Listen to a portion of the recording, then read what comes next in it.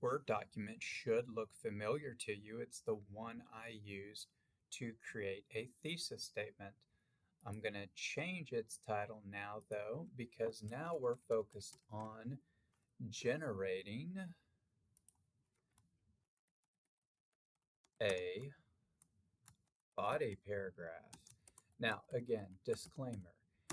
If you're taking this class with me this semester, I'm having you handwrite a draft first, and I've given you none of this guidance yet. So you probably already have body paragraphs. You already have a jumping off place. Use that and try to make them better based on what I show you here. So again, when I go to turn this in, I'm going to make it a clean draft, well organized, looking like an essay itself. But for demonstration purposes, I'm going to keep all this drafting stuff on here that I'm using.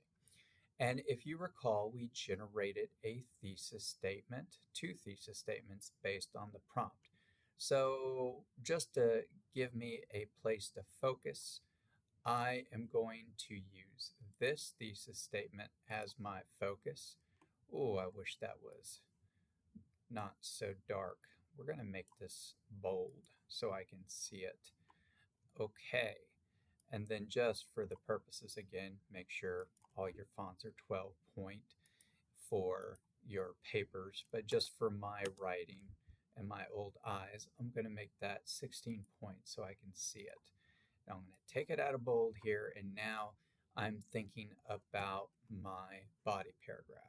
So the first thing I need to do is figure out what my subtopic is to show this. And I can go back to AI. Remember, I used AI in the previous video, or a Google search.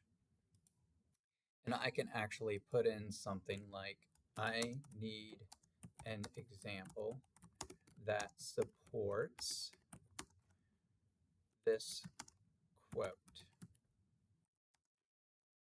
Okay, now I'm going to go back to my draft here and I'm going to cut and paste this quote into my search. Right?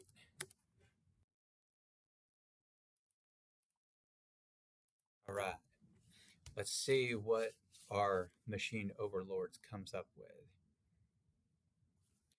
Oh, this is a great story. So, Adolf Eichmann from the World War II, he was a Nazi. He organized one of the organizers of the Holocaust. And it says here, and look how this is broken down. This is almost exactly how I want you to break down a exemplification essays body paragraph, although, our body section, I should say. They do this in two paragraphs.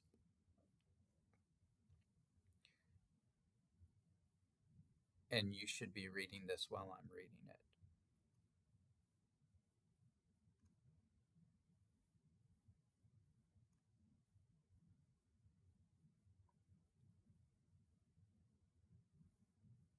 So this is an extreme example, right? This is a person who's absolutely horrible. But it makes me think, and this is where your creativity, critical thinking, application to life really comes into focus. It makes me think of stories from my own life and people who um, may seem really good, but are actually demagogues or tricksters. So, what I'm going to do is I'm going to do a subtopic sentence. So the beginning of a section usually leads off with what we call a subtopic topic. I'm going to take off the highlighting so we can actually see it. It's not working with me this today. Let's see if we finally got rid of it. Okay. We're going to try one more time. There we go.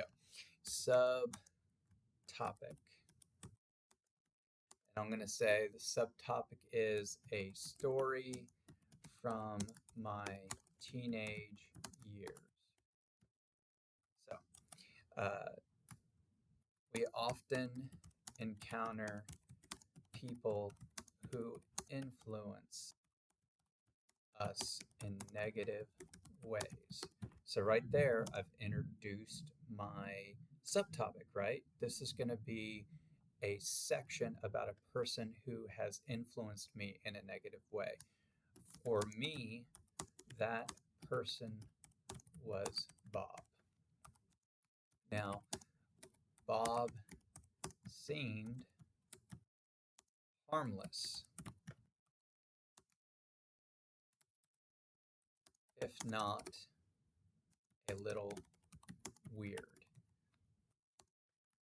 Bob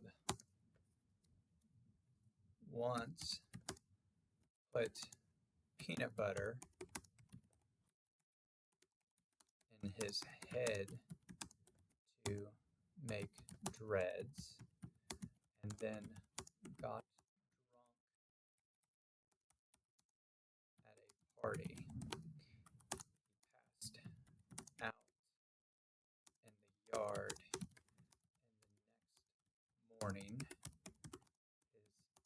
his hair was full of ants. We had to shave his head, and it was covered in red bumps that itched continuously for days. So, and I've got some help here. Okay, so already notice I'm trying to entertain my reader, and I'm also showing that Bob is not exactly the clearest thinker or, the best person.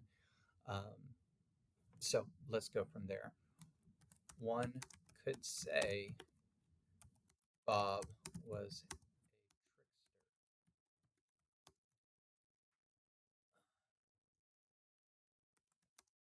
He convinced me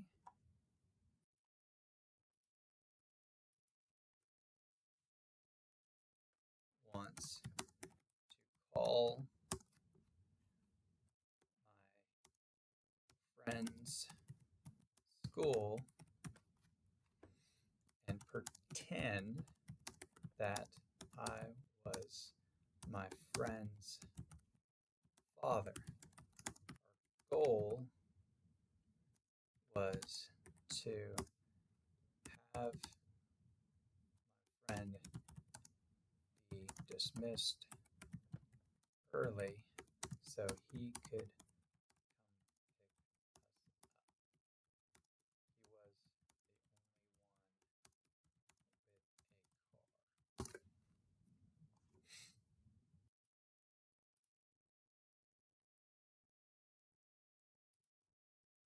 Notice I'm making corrections as I go. So, I did not use my common sense and fell for Bob's charm. This, in turn, caused my friend to get in serious trouble at school and by his father. He was forbidden from hanging out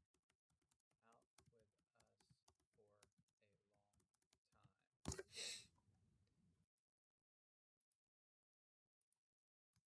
long time. Bob was funny and charming,